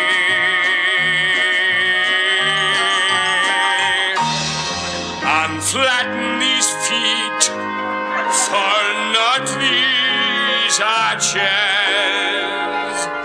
and make him once again like me, me. Once again like me. Once again like him. Once again like him. Once again like him. Once again like him. Satan, come forth. Return to darkness. Satan, come forth. Depart this place. Oh, Satan, come forth. And yield possession. Leave his body in a state of grace. Body in a state of grace. Face me no face, uncrease this forehead, unwrinkle these eyes with feet of crow, unwaggle these ears, undo these dewlaps. For shame depart, for shame depart, for shame depart. You've got to go. No! Throw me out.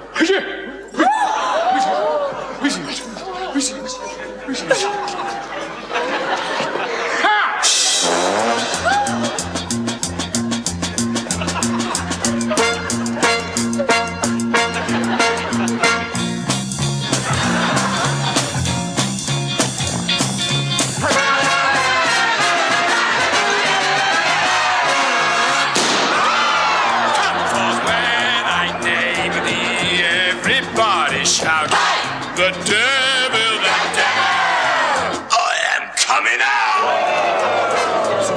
And discase thee, thou fiend, from this sweet little slim, little firm, little quivering little. Not me, Doctor! Him! Oh, mock not with discord, oh, make not mayhem with tumult and babel. It's not us, it's them. Prepare not within them this vile-smelling brew. The odor comes from them. It's not us, it's you.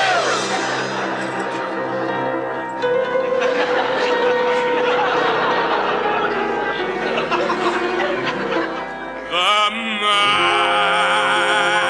magic is working. So who's the prayer?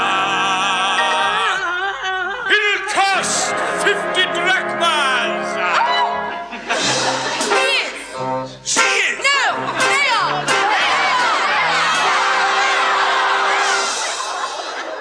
Satan, come forth. Return to darkness. Satan, come forth. Depart this place. Oh, Satan, come forth. And yield possession. Leave his body in a state of grace.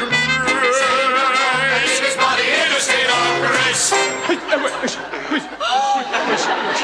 Where has he gone? Why can't you find him? What do you think? He's gone to hide. How do you know? It's all gone quiet. He's gone. He's gone. He's gone. He's gone. He's gone.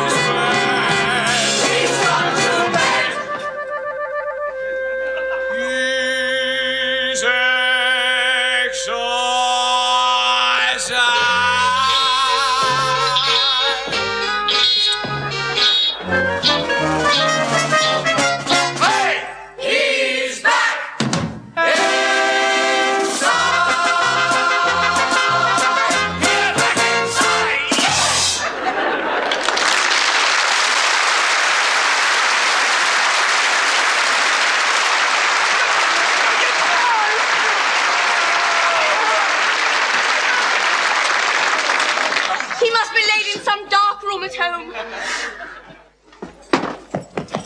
now? Whose suit is he arrested at? Well, Angela the goldsmith, do you know him? I know the man. What is the sum he owes? 200 ducats. Say! How comes it due? Well, it's due for a chain your husband had of it. He did bespeak the chain for me, but had it not. When as your husband, all in a rage today, came to my house and took away my ring. The ring I saw upon his finger now. Straight after did I meet him, with a chain. It may be so, but I did never see it. Come, jailer, bring me where the goldsmith is.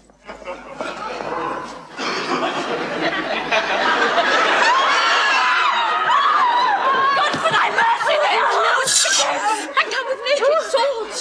Let's draw more help to have them bound again.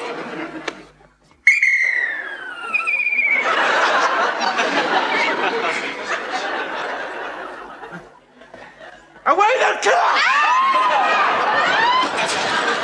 I see. These witches are afraid of swords. She that would be your wife now ran from you. Go to the centaur, get our stuff from thence. I long that we were safe and sound aboard. They'd stay here this night. They will surely do us no harm. You saw they spake us fair, give us gold. Methinks they are such a gentle nation. But for that mountain of mad flesh that claims marriage of me, I could find it in my heart to stay here still and turn witch. She that doth call me husband, even my soul doth for a wife abhor. But her fair sister, possessed of such a gentle, sovereign grace, of such enchanting presence and discourse, hath almost made me traitor to myself.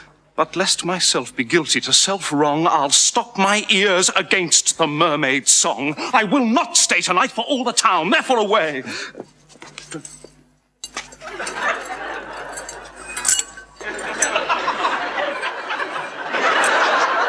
And get our stuff from thence.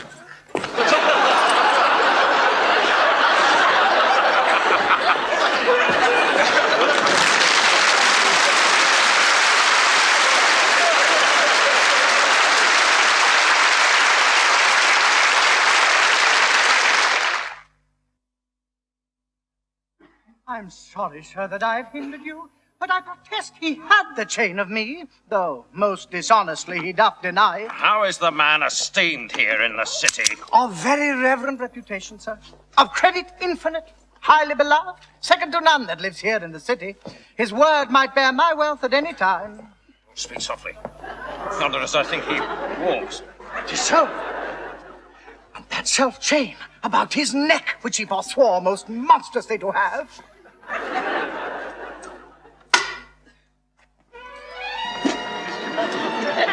Good sir, come on here with me.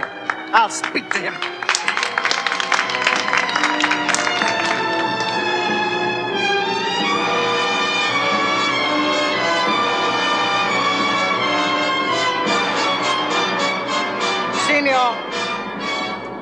Signor Antipholus!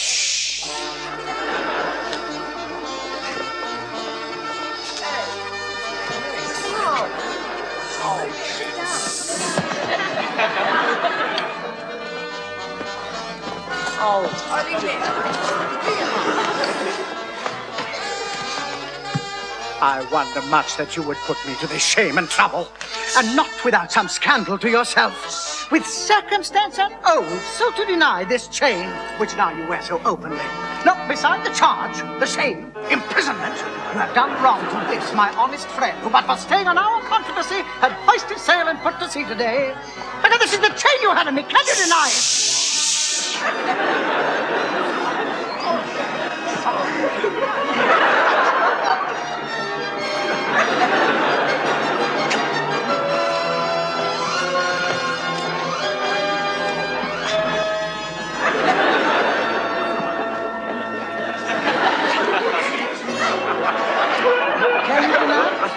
I never did deny it. Yes, that you did, sir. Thou art a villain to impeach me thus. I do defy thee for a villain.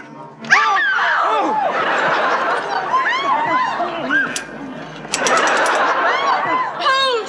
Hurt him not, for God's sake, he is mad!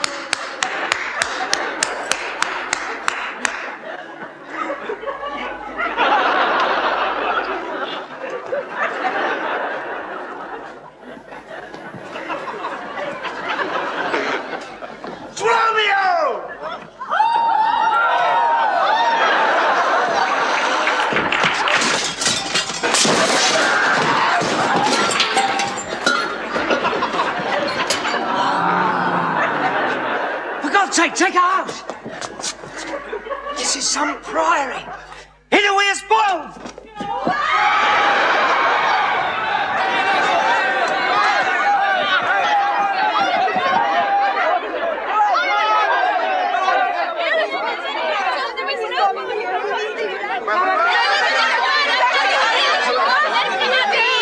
Quiet, people. Wherefore throng you hither? To fetch my poor distracted husband hence. Let us go in that we may bind him fast and bear him home for his recovery. I knew he was not in his perfect wits. How long hath this possession held the man? This week he hath been heavy, sour, sad, and much, much different to the man he was. But till this afternoon his passion ne'er brake into extremity of rage. Hath he not lost much wealth by wrack of sea? Oh, no. Buried some dear friend? No. Hath not else his eye strayed his affection in unlawful love? Yes. Sin prevailed much in youthful men who give their eyes the liberty of gazing. Which of these sorrows is he subject to? To none of these, unless it be the last. Namely, some love that drew him oft from home. Well, you should for that have reprehended him. Why, so I did. Ah, but not rough enough. As roughly as my modesty would let me. Happily in private. And in assemblies, too. Not enough? Alone it was a subject of my theme. In company I often glanced at it. Still did I tell him it was vile and bad. And thereof came it that the man was mad. The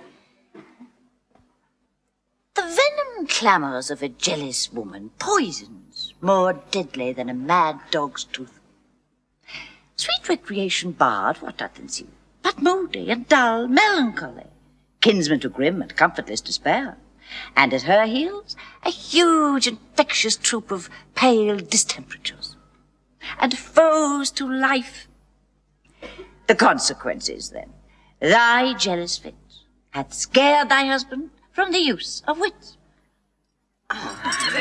She never reprehended him but mildly, when he demeaned himself rough, rude, and wildly. Why bear you these rebukes and answer not?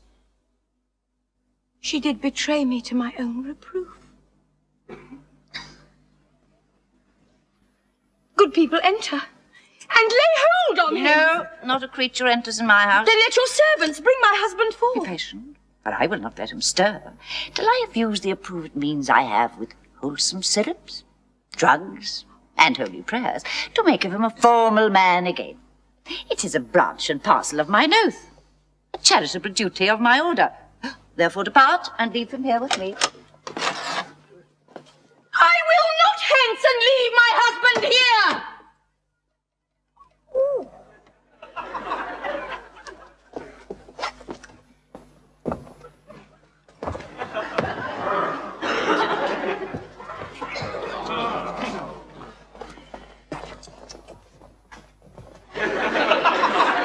And ill it doth beseem your holiness to separate the husband and the wife. Oh, be quiet and depart. Thou shalt not have him.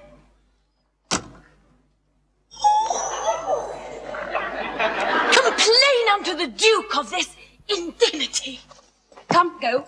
I will fall prostrate at his feet, and never rise until my tears and prayers have won his grace to come in person hither, and take perforce my husband from the abyss.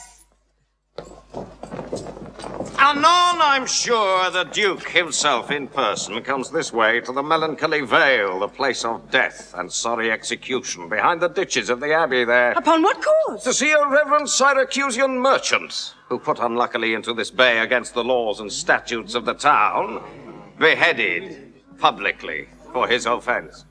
See where they come. We will behold his death. Kneel to the Duke before he pass the abbey.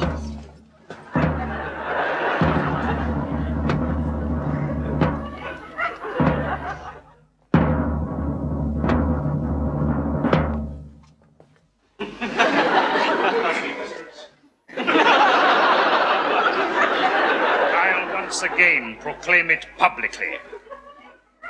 If any friend will pay the sum for him, he shall not die. So much we tender him.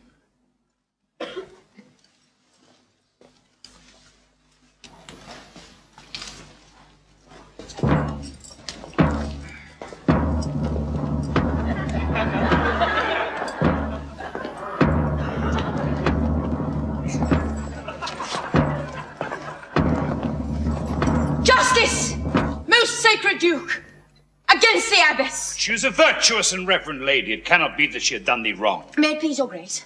Antipholus, my husband, who I made lord of me, and all I had at your important letters. This ill day, a most outrageous fit of madness took him, that desperately he hurried through the streets, with him his bondman, all as mad as he, doing displeasure to the citizens by rushing in their houses, bearing thence rings, jewels, anything his rage did like. Once did I get him bound and sent him home, whilst did I order for the wrongs I went that here and there his fury had committed, anon. I wot not by what strong escape he broke from those that had regarded him, and with his mad attendant and himself, each one with ireful passion, with drawn swords, met us again and madly bent on us chased us away, till raising a more aid we came again to bind them. Then they fled into this abbey here, whither we pursued them. And here the abbey shuts the gates on us, and will not suffer us to fetch him out, nor send him forth, that we may bear him hence. And will not suffer us to fetch him out, nor send him forth, that we may bear him hence.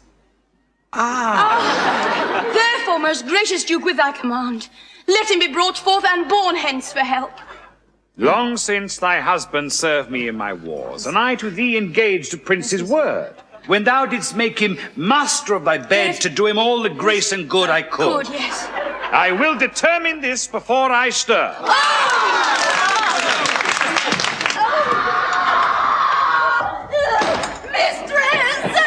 Mistress, shift and save yourself. My master and my man both broke loose, beaten the maids a row, and bound the doctor, whose beard they have singed off with brands of fire. And ever as it blazed, they threw upon him great pails of puddled mire to quench their hair. And sure, unless you send some present help between them, they will kill the conjurer. Peace, fool. Thy master and his man are here. And that is false, thou dost report to us. Mistress, on my life I tell you true, I have not breathed almost since I did see it. He cries for you, and vows if he can take you to scorch your face and to disfigure you. Stay! Stand by me! Fear nothing! By me! It is my husband! Witness you, that he is borne about invisible. Even now we housed him in the abbey here. And now he's there. Here. Past thought of human reason. Guard with halberd.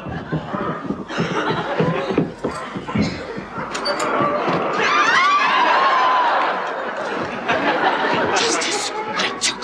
Oh, grant me justice, even for the service that long since I did thee. Now grant me justice. Unless the fear of death doth make me dote, I see my son, Antipholus, and Dromio. Justice, sweet prince, against that woman there. She, whom thou gavest to me to be my wife, that hath abused and dishonoured me even in the strength and height of injury. Beyond imagination is the wrong that she this day hath shameless heaped on me. Discover how, and thou shalt find me just. This day, great Duke, she shut the doors upon me, whilst she with harlots feasted in my house. A grievous fault to say, woman, didst thou so? No, my good lord. Myself, he, and my sister today did dine together. As this is false, he burdens me withal. Ne'er may I look on day, nor sleep on night, but she tells to your highness simple truth. Oh, perjured woman! They are both forsworn. In this the madman justly chargeth them. My liege, I am advised what I say, neither disturbed with the effects of wine, nor heady rash provoked with raging ire, albeit my wrongs might make one wiser mad. This woman knocked me forth this day from dinner. That goldsmith there, were he not packed with her, could witness it, for he was with me then, who parted from it to go fetch a chain, promising to bring it to the Porpentine, where Balthazar and I did dine together. Our dinner done, and he not coming thither, I went to seek him. In the street I met him, and in his company, that gentleman. Yeah, there did this perjured goldsmith swear me down that I received of him this day a chain, which, God he knows, I saw not, for the which he did arrest me with an officer. I did obey, and sent my peasant home for certain ducats. He, with none, returned. Fairly I bespoke the officer to go in person with me to my house. On the way we met my wife, her sister, and a rabble more of vile confederates. Along with them, they brought one Pinch, a hungry, lean-faced villain, a mere anatomy, a mountebank, a threadbare juggler and a fortune-teller, a needy, hollow-eyed, sharp-looking wretch, a living dead man. This pernicious slave, forsooth, took on him as a conjurer, gazing in mine eyes, feeling my pulse, and with no face as to outfacing me, cries out that I was possessed. Then, all together, they fell upon me, bound me, bore me thence, and in a dark and dankish vault at home, there left me and my man, both bound together. Till, hey, gnawing with my teeth our bonds asunder, I gained our freedom, and immediately ran hither to your grace, whom I beseech to give me ample satisfaction for these deep shames and great indignity.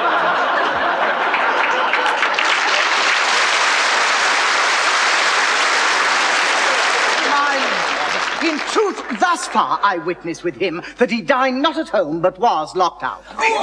But had he such a chain of thee or no? Oh, he had, my lord. When he ran in here, these people saw the chain about his neck. Besides, I will be sworn these ears of mine heard you confess you had the chain of him after you first forswore it on the mart.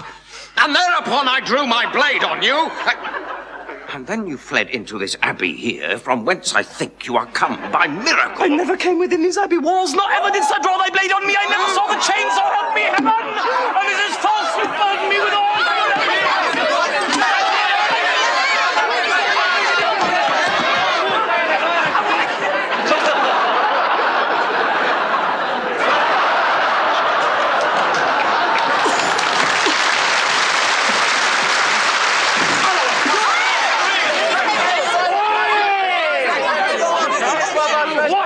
Intricate impeach is this?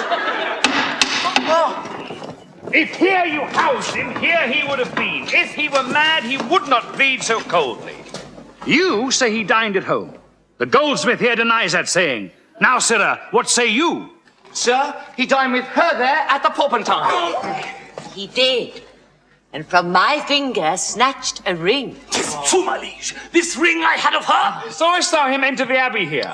Sure, my liege, as I do see your grace.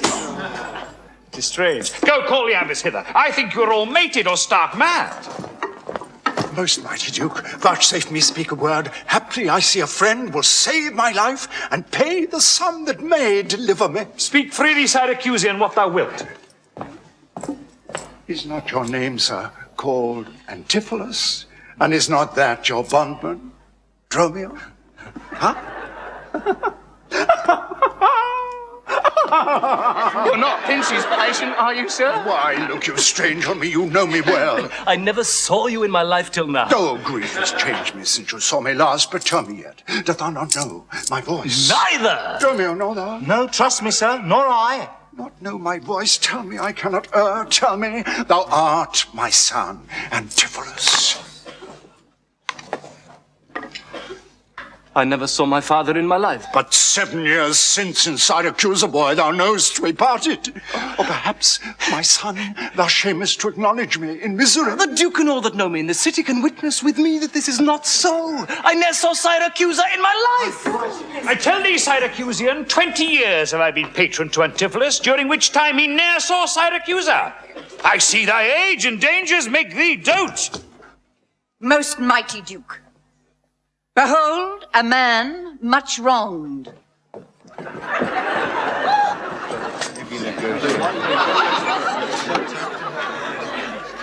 I see 2 husbands.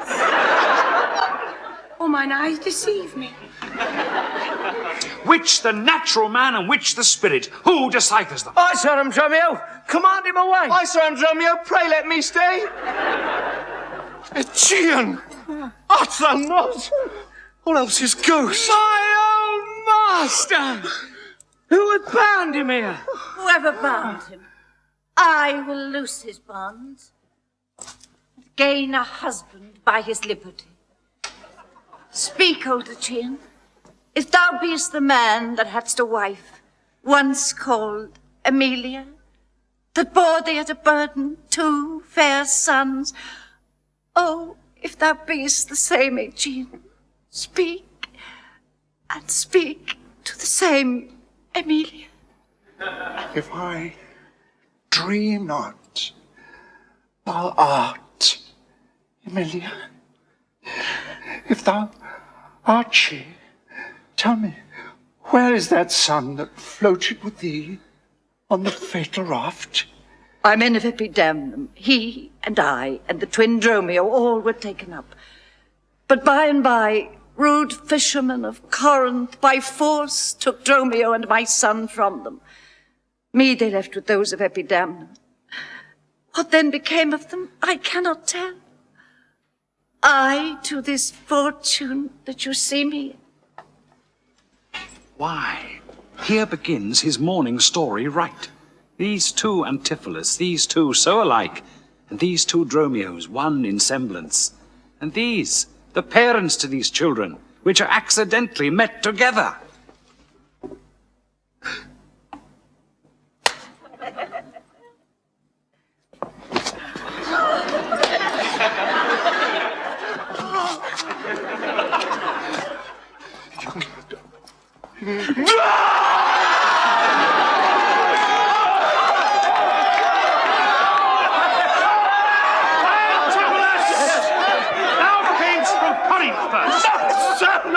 I came from Syracuse. Stay, stand apart. I know not which is which.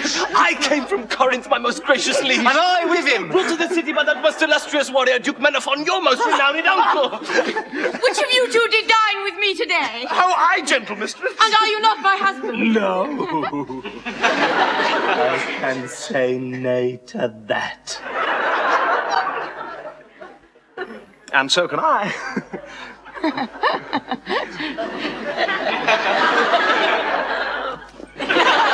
Yet she did call me so. And this fair gentlewoman, her sister here, did call me brother. What I told you then, I hope I shall have leisure to make good. If this be not a dream you see and hear.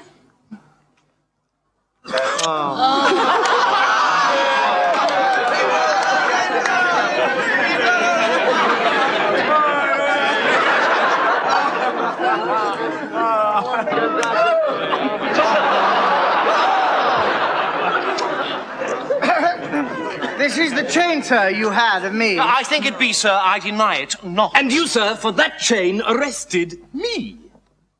I think I did, sir. I deny it not. I sent you money, sir, to be your bail by Dromio, but I think he brought it not. No, none by me. This purse of ducats I received from you. And Dromio! My man did bring them me. I see! We each did meet each other's man. And I was ta'en for him, and he for me. And thereupon these errors are erased. This purse of ducats pawn I for my father here. It shall not need thy father half his life.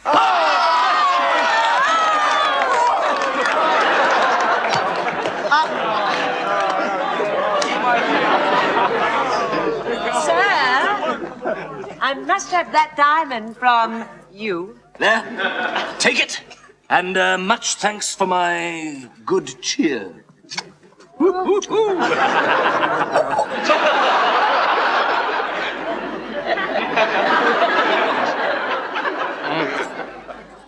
Hey.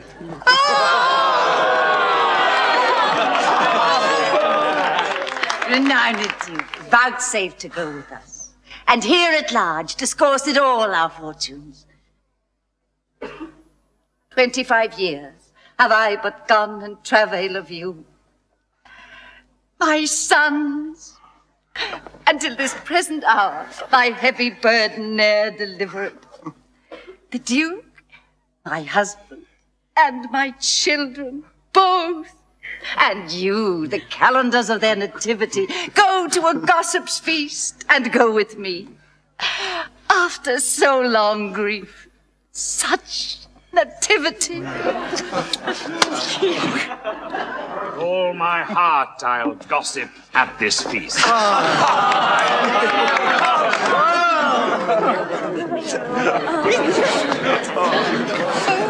Master!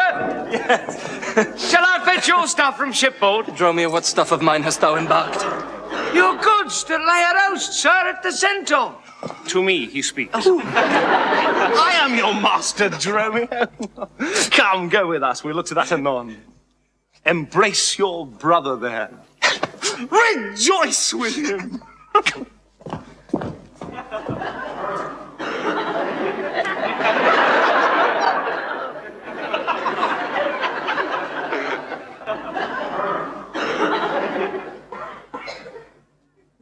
There is a fat friend at your master's house that kitchened me for you today at dinner. She now shall be my sister, not my wife. Methinks you are my glass, and not my brother. I see by you I am a sweet-faced youth. Will you walk in to see their gossiping? Not I, sir. You are my elder. Ah, that's a question. How shall we try it? We'll draw cuts for the senior. Till then, lead thou first. Nay then, thus. We came into this world like brother and brother. Now let's go hand in hand, not one before another.